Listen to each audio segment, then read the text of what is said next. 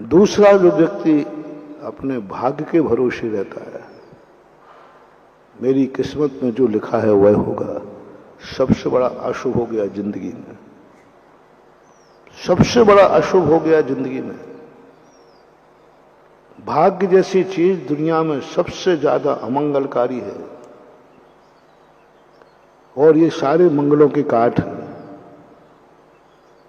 कोई खाली घड़ा लेके निकल जाए तो नवार नवकार मुंह करके रुक जाओ, कोई बिल्ली निकल जाए तो थोड़ा ठहर जाओ, उस व्यक्ति को निकल जाने दो जिसने बिल्ली देखी नहीं।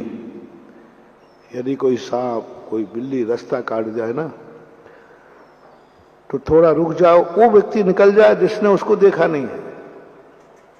वो निकलने के बाद फिर तुम निकल जाओ, काट हो।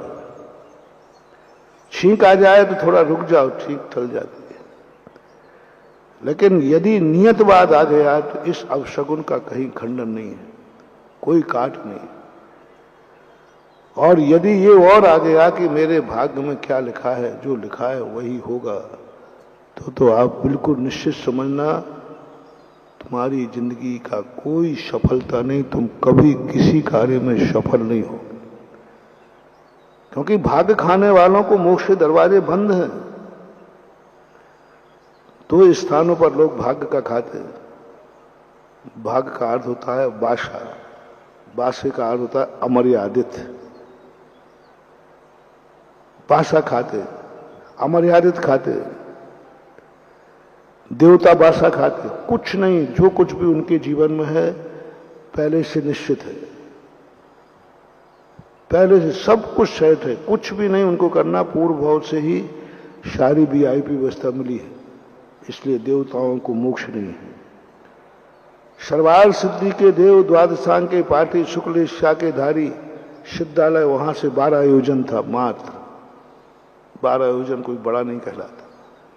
2000 कोस का भी एक योजन मान लो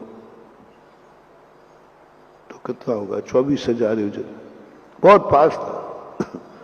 शुक्ल आदि ज्ञान थी, मोक्ष नहीं है, क्योंकि वो भाग्य का खाते हैं, भाग्य का खाते हैं।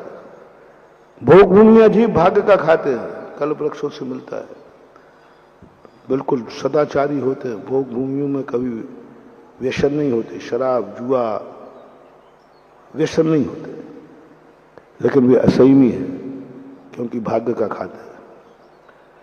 भाग्य का जो खाते हैं वे असंयमी होते हैं। वे कभी भी संयम की कोटि, कितना भी व्रत धारण करें, कितना भी संयम धारण करें, कितना भी सदाचार करें, भोग भूमि में किंचित मात्र भी व्यसन नहीं है, किंचित मात्र। सप्त व्यसन नाम की चीज नहीं। 5 पापों का जो अनैतिक रूप है वहां नहीं है, मन में भी नहीं है। भोग भूमिया जीव इतने सरल सज्जन होते हैं, उनमें किसी को मारने का भाव ही नहीं आता, मारना तो बहुत दूर है। वे कभी किसी की मायाचारी षड्यंत्र झूठ नहीं बोलते, वो कभी चोरी चपाटी नहीं करते। भोग भूमिया जीव के मन में भी कभी व्यभिचार का भाव नहीं आता, मन में भी। कोई भोग भूमिया का जीव, चाहे वो स्त्री हो पुरुष हो, दूसरों की तरफ उसके परिणाम कभी नहीं जाते, स्वप्न में भी नहीं, मन भी नहीं जाता। दूसरी स्त्री को देखकर उसके परिणाम नहीं बिगड़ते। भोग भूमिया जीवों की सबसे बड़ी विशेषता, और यही स्वर्गों की विशेषता है। इतने सदाचारी कभी दूसरी की देवी को देख करके उनके परिणाम नहीं बिगड़ते। पूज्यवर पूज्यपाद स्वामी ने कहा, अपनी देवी को देख करके, स्पर्श करके, रूप का दर्शन करके, शब्द सुन करके उनके परिणाम, दूसरे की स्त्री का शब्द भी सुनेंगे, कितने मधुर गान कर ले, उनके परिणाम नहीं बिगड़ते। कितना भी सुंदर स्त्री आ जाए सामने, किसी देवता के मन में विकार भाव नहीं जाता, कितनी भी सुंदर, वो व्यंतर भवनवासी व्यंतर क्यों ना हो, और भले वो उसके सामने अप्सरा आ जाए, उसके परिणाम कभी विकृत नहीं होते। देवताओं में व्यभिचार नहीं होता, परिणाम भी नहीं बिगड़ते। सबसे बड़ी बात है, चोरी नहीं करते, चपाटी नहीं करते, देवता आधा कर्म नहीं करते, आरंभ नहीं करते। देवता कोई आरंभ नहीं करते, कुछ नहीं करते।